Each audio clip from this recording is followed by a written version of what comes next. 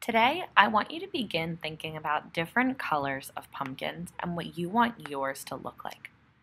We'll be using a technique today called resist painting. And like we talked about last week, resist means to say no. So if I take paint and put it on top of the glue that we drew with last week, it's going to push that paint away and leave some white spaces. If you are a learner who is at home, you can use watercolor paint, but if we are in person, we're going to be using our big tempera cakes.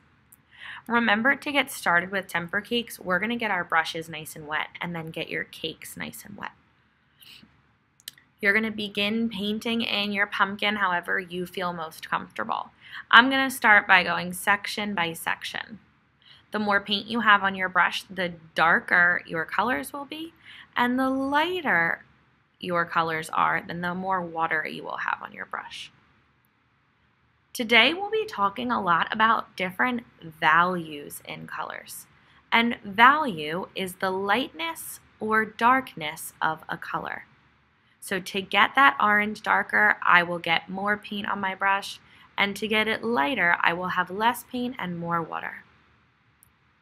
However, pumpkins aren't usually just plain old orange, so I want you to make your work unique by adding in additional colors. I think I might add a little bit of red, maybe a little yellow, and blend my colors on my pumpkin. As you paint, you'll start to notice that your glue lines are pushing that paint away to create your resist painting. Take your time. Have a lot of light values, so that means lighter tints of your color, and darker values, so darker shades of your color. No matter what color you make your pumpkin, you will have some light highlights, so it's nice and bright white, and you want to include some darker shades. So that might be just plain dark orange, or you could add in your reds or a little bit of green or black to give those pumpkins nice variations. Once you're done giving different values to your pumpkin, you want to work on your stem, any vine details that you added or leaves, and then your background. I'm going to create a sky using two different kinds of blue and purple. And my stem, since I don't have brown, I'll use a little bit of orange, a little yellow, a little green, a dot of black. Anything that you can mix on your paper to very lightly add in those different values. Keep in mind that if your paper is too wet, it could rip. So you do want it to be wet, but not too wet. To add different colors on top of each other, I like to get my paper a little bit wet, and then you can take your paintbrush and put little drips of whatever the color is you want to add on top. Grab a little bit more water and spread it around.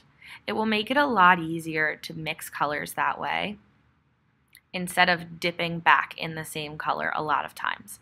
You'll end up using less paint and it will look really nice. The same way that you added all different values into your pumpkin, you want to make sure that you're adding different values into your background. So no matter what you want your background to look like, if you want it to be a night sky or a beautiful daytime sky, maybe a little rainy, you want to make sure you have all different tints and shades. So lighter and darker, because this will be really important for the next step of our assignment.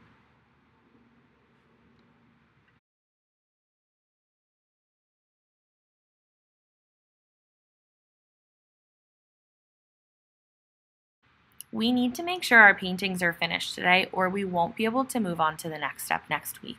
So make sure we're really focused and we're spending good time being diligent about getting our artwork completed during this class period.